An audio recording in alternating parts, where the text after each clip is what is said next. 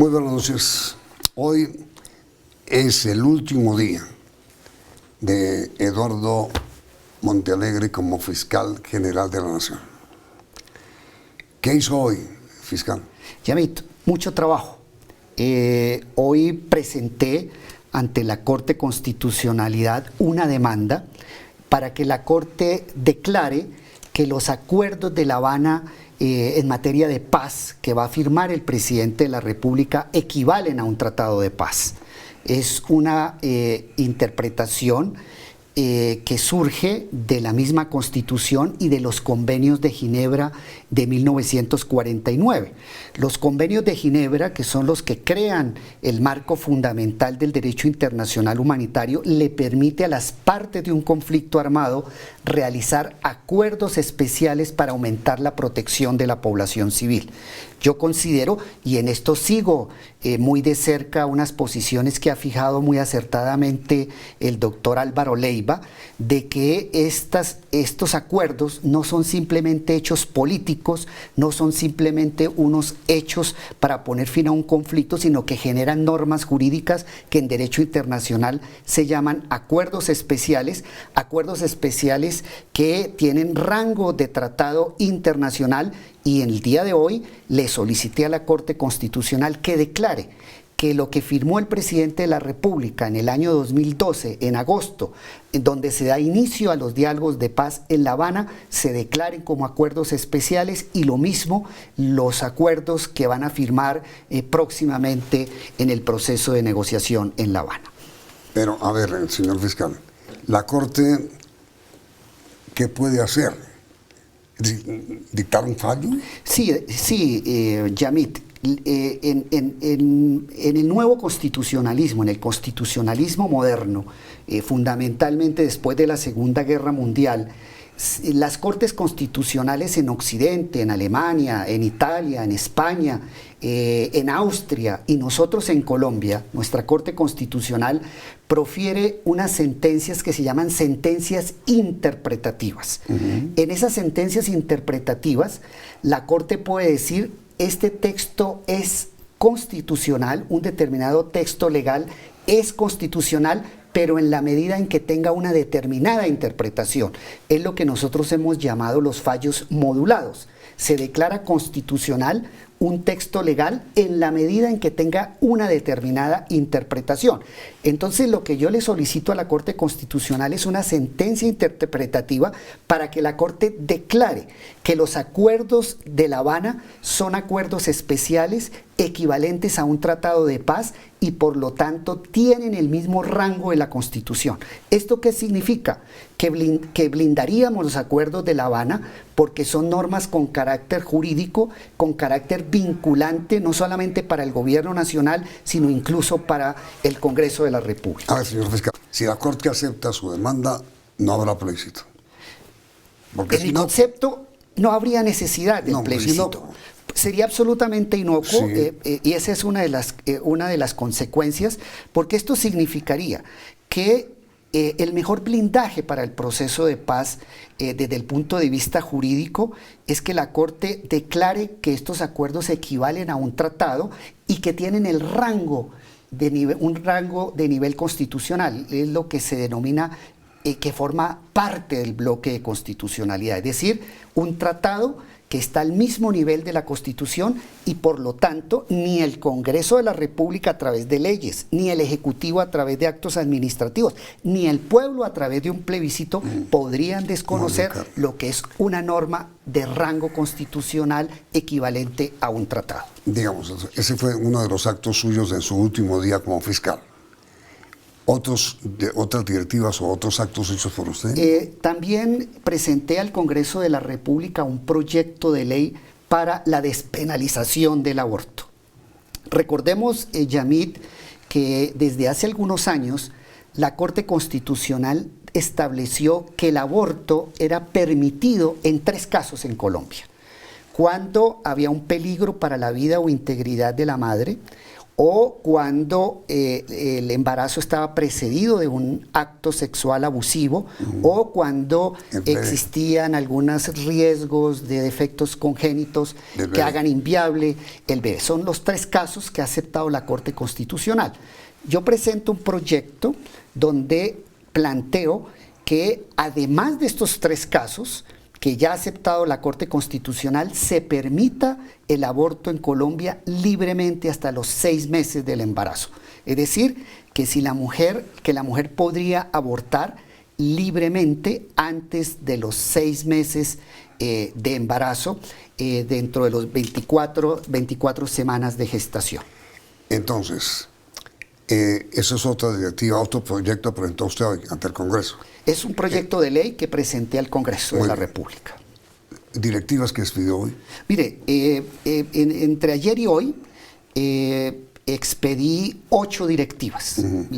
La Constitución colombiana en el sistema acusatorio le permite al fiscal general de la Nación expedir directivas de interpretación, es decir, darle orientaciones generales a los fiscales de cómo interpretar el ordenamiento jurídico frente a casos problemáticos. Yo expedí 8 directivas que están relacionadas casi todas con el conflicto armado colombiano. Una directiva sobre la responsabilidad del superior, la responsabilidad del dirigente por el hecho de los combatientes, otras directivas sobre el concepto de delitos de lesa humanidad, el tema de imprescriptibilidad de delitos de lesa humanidad, un tema supremamente importante como es el de cuándo es punible o cuáles son los límites de la protesta social y hasta dónde puede llegar el derecho penal frente a una protesta social, que es un tema ligado muy directamente con las negociaciones en La Habana, y directivas sobre la forma, es decir, de respeto y de protección al sigilo profesional y al secreto que tiene amparado todo periodista por normas constitucionales. Fueron más o menos las directivas 8 en totalidad que expedí. ¿Y las medidas que usted dictó sobre el general Montoya, el general Torres Escalante? Mire, un fiscal delegado ante la Corte Suprema dictó una medida de detención preventiva contra el general Torres Escalante por el presunto delito de homicidio en persona protegida por presuntos falsos positivos cuando se desempeñaba como oficial de alto rango en Yopal, Torres Escalante. Y otra determinación que se tomó por parte de un fiscal delegado es el de formular o solicitar audiencia para imputarle cargos al general Montoya también por presuntos temas de falsos positivos. Fueron 2 decisiones vinculadas a las investigaciones por violaciones masivas a derechos humanos. Los 2 fiscales continuarán al frente de los 2 casos. Sí, las 2 decisiones fueron adoptadas por el mismo fiscal. Es la primera vez en Colombia que se imputan o se detienen generales de la República por el tema de los llamados falsos positivos. El general Torres Escalante era general hasta la semana pasada, activo. Sí, el general Torres Escalante fue general hasta la semana pasada, Sí, creo sí. que Le fue llamado a calificar servicios la semana pasada, y hoy se profirió la detención y se hizo efectiva la orden de captura. Él se presentó cuando tuvo conocimiento de la medida ante la Fiscalía y está en un establecimiento Bueno, ahora, militar. señor fiscal, en un reportaje que usted me concedió ayer en el diario El Tiempo, usted dijo palo porque bogas y palo porque no bogas. Pues el editorial del Tiempo de hoy es feroz contra usted, pero durísimo. Están muy bravos. Ya. Bravísimo, Sí, no ha dicho están muy palo bravos. y duro. Sí. Hablemos de todas las cosas que le dicen Sí, claro. después de comercial.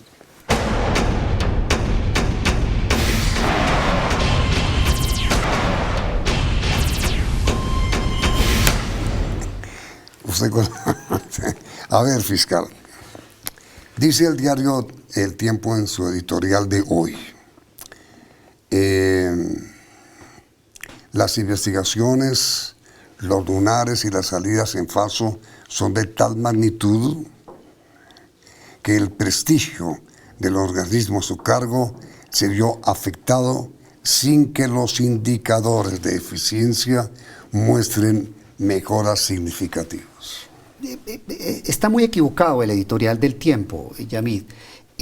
Yo puedo mostrar cifras muy contundentes en 4 años de gestión. Puedo mostrar cómo en estos 4 años de gestión la Fiscalía General de la Nación produjo más de 10.000 imputaciones contra estructuras de crimen organizado, más de 10.000 capturas contra crimen organizado y otro tipo de organizaciones ilícitas a nivel local. Pero además hay resultados supremamente importantes en temas de extinción de dominio. En estos 4 años la Fiscalía General de la Nación ha incautado con fines de extinción de dominio más de 11 billones de pesos. En lo que va del 2016 nomás se han incautado con fines de extinción más de 2 billones de pesos. Además se han producido resultados muy importantes en casos de gran connotación nacional. En el caso del carrusel de la contratación en Bogotá, que está ya en un 80 o más por ciento resuelto, en los casos de las grandes defraudaciones a la DIAN, en los casos de los casos de corrupción de la Dirección Nacional de Estupefacientes, los casos de delito de cuello blanco, en los casos del Fondo Premium, en los casos de Interbolsa. Además, en materia de derechos humanos hemos producido investigaciones muy importantes, avances significativos con acusaciones en el caso de Luis Carlos Galán, avances muy significativos en el caso de Jaime Garzón, el caso del paramilitarismo y el lavado de dinero procedente del paramilitarismo en el Fondo Ganadero de Córdoba. Además, los casos recientes de investigación de los 12 apóstoles, las decisiones recientes en casos de falsos positivos, entre muchas otras resultados que podríamos mostrar. Pero mire, perdone que lo interrumpa, pero el tiempo es muy concreto. Dice, lamentablemente la lista de tropiezos resultó ser extensa. El arresto contra el exdiputado Sigifredo López o la falta de avance real en el caso del asesinato de Álvaro Gómez Hurtado o en el proceso por la muerte de Andrés Culminares. Yamid, en el caso de Sigifrido López, la Fiscalía tomó unas decisiones de detención en su momento fundado en unos testigos que resultaron falsos, que fue la misma Fiscalía General de la Nación quien descubrió la falsedad de esos testigos. En el momento en que la Fiscalía descubrió la falsedad de esos testigos, de que la Fiscalía estaba siendo inducida en error por unos testigos falsos, inmediatamente reversamos la decisión y no solo eso, sino que nosotros tuvimos la entereza ética, intelectual, de honestidad, de pedirle disculpas públicas a Sigifredo López por el engaño de que había sido objeto de la Fiscalía General de la Nación, rodeado de todas las garantías, lo que muestra que cuando la Fiscalía General de la Nación se dio cuenta de la inducción en error, de que había sido objeto, tomó inmediatamente las medidas. Es más, yo denuncié ante el país la existencia del carrusel de falsos testigos y ahí han existido también avances supremamente importantes. En el caso de Colmenares. Pero perdón, antes de salir del caso de Sigifredo, es que yo recuerdo perfectamente que la posición suya al acusar al exdiputado Sigifredo fue tan enfática,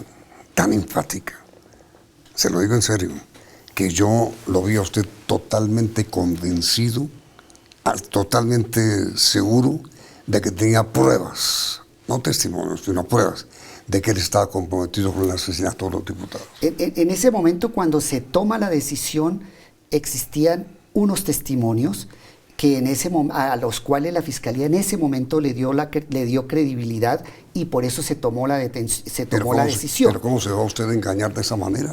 Yamid, hasta ese momento nosotros no teníamos conocimiento en la Fiscalía de la magnitud del carrusel de los falsos testigos en Colombia. Precisamente como la punta del iceberg, fue el caso de Sigifredo, donde a partir de ese caso tan emblemático, en el cual pedimos excusas públicamente aceptadas por el doctor Sigifredo López, nos dimos cuenta de que había un problema enorme en Colombia, que era el tema del carrusel de falsos. Y yo mismo denuncié ese carrusel e investigué ese carrusel. Y el caso del asesinato de Álvaro Gómez, donde el tiempo dice el poco avance en la investigación por la muerte de Álvaro Gómez. Y a mí, la muerte de Álvaro Gómez se produjo hace 20 años. O sea, yo recibo este caso 16 años después. Lo que yo no entiendo, se lo confieso, y lo que el país no entiende es por qué tan diligente en el caso de Santiago Uribe Vélez y tan poco diligente en el caso de Álvaro Gómez. No, Yamid, en el caso de Álvaro Gómez también se han practicado una gran cantidad de diligencias. Lo que acontece es que las diligencias que se han practicado, una gran cantidad de esas diligencias solicitadas por la misma familia de Álvaro Gómez, por el representante de la parte civil, creo que es el sobrino de Álvaro Gómez, si no estoy equivocado. Enrique. Todas esas pruebas, muchas de esas pruebas en el exterior, han sido practicadas con presencia no solamente de las personas que estaban siendo investigadas, sino con presencia de la parte civil. Pero usted acaba de reconocer que evidentemente ha habido poco avance. Pero no por negligencia de la Fiscalía, sino porque después de esos interrogatorios no han surgido pruebas que demuestren inequívocamente una hipótesis concreta de la muerte, de quién está detrás o quién estuvo detrás de la muerte de Álvaro Gómez. Pero diligencias han existido y actividad probatoria mucha, y ya mide en el caso de Álvaro Gómez. El diario El Tiempo, su editorial, sigue diciendo lo siguiente. Se combinaron estos hechos, los del fracaso de la investigación de la muerte de Álvaro Gómez, con el fracaso de la Universidad de la Fiscalía, la adquisición de un jet ejecutivo o la designación de una funcionaria en el exterior a costa del erario, además de la contratación a altísimo costo de doña Natalia Springer. Yamid, A ver. En primer lugar, el avión de la Fiscalía.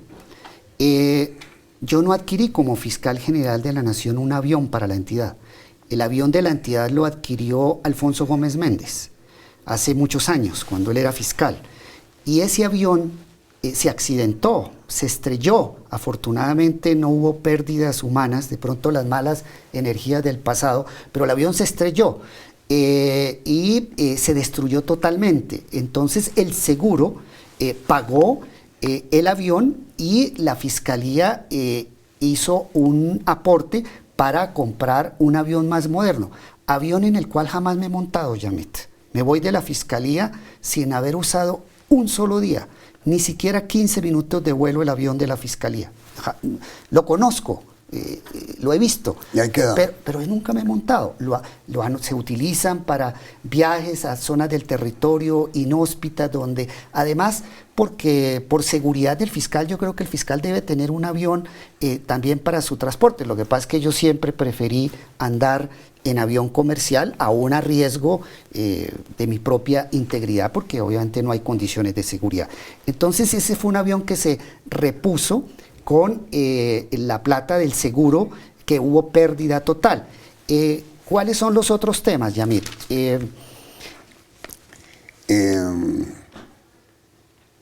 La universidad. Sí. Yamit, la universidad de la Fiscalía. La universidad, digamos que la tendencia suya, que dice Tiempo, estuvo reflejada en el reportaje que publicaba ayer domingo.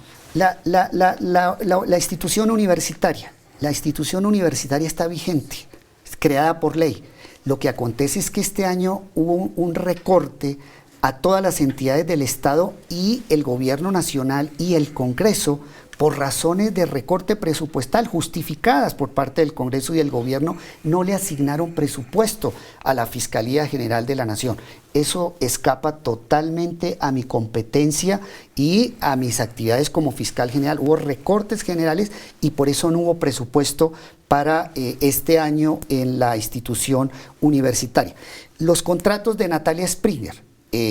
Natalia Springer realizó unos trabajos supremamente importantes para la Fiscalía General de la Nación en temas como todos los atentados a la infraestructura petrolera del país por parte del ELN. Precisamente estos trabajos de Natalia Springen son parte del fundamento probatorio que va a utilizar. ¿Me parece un gran descubrimiento que el ELN está dinamitando los oleoductos? Ya me hay que probarlo de acuerdo a los enfoques y desde la perspectiva desde el derecho penal internacional supremamente importantes, muy detalladamente de la demostración de los ataques sistemáticos, los lugares, los efectos. Señor fiscal, ¿ella tiene funciones de policía? No, es que aquí ella va a actuar como perito. Entonces la fiscalía contrata sus servicios para que realice una investigación, que son investigaciones supremamente complejas. Como fiscal. Y no, son investigaciones que puede realizar. Es que en el sistema acusatorio las partes pueden recoger. ¿Usted me dar facultades para que yo adelante una investigación? La defensa de cualquier ciudadano puede contratar a un particular para que le adelante un dictamen pericial y lo presente en un proceso, porque en el sistema acusatorio estamos frente a dos partes que se enfrentan en condiciones de igualdad. La Fiscalía. ¿Cuántos funcionarios tiene la Fiscalía? Aproximadamente 25.000. Y teniendo usted 25.000 funcionarios, ¿tenía que contratar a una persona del exterior? No, recordemos, Yamid, que uno de los logros que yo debo rescatar durante mis 4 años de gestión es el de haber implementado al interior de la Fiscalía modelos de investigación de tribunales penales internacionales para violaciones masivas a los derechos humanos. Y yo creé una unidad que se denominó la Unidad de Análisis y Contexto, que fue una creación mía, en los cuales estábamos explorando un camino que hasta ahora estábamos conociendo.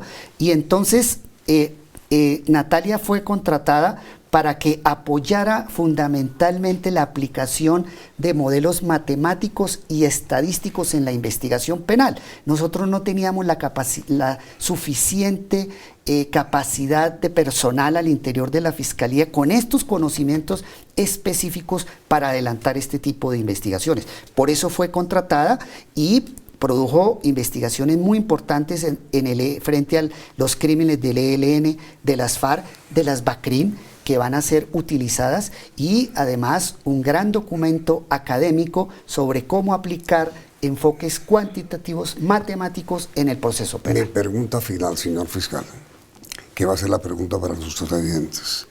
¿Se va usted satisfecho por la labor que hizo la Fiscalía?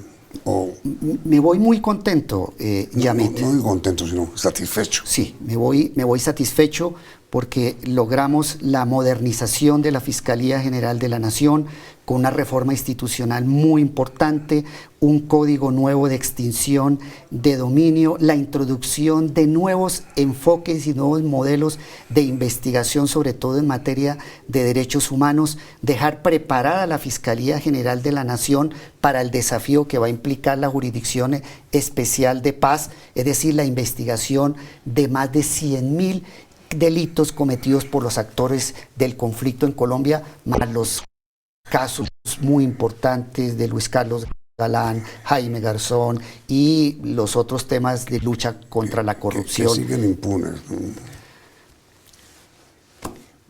¿Qué hacemos, fiscal, si es así? ¿Cuál de los temas? Galán. Ha habido avances significativos con acusaciones, Yamit, están en juicio, están ante la Corte Suprema. Dígame, ¿quién mató a Galán? ¿Quién mató a Garzón? Estamos ante el juicio con una acusación de unos presuntos responsables.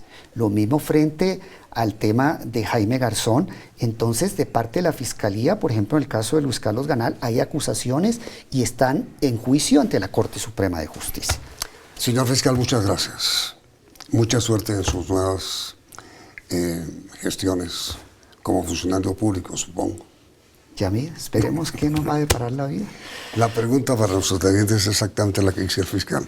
¿Están ustedes en general satisfechos con la gestión que cumplió Eduardo Montealegre como fiscal general de la Nación? ¿Sí o no? Resultados serán en el final de la emisión. Miren las noticias del día en la emisión central del Noticiero CN.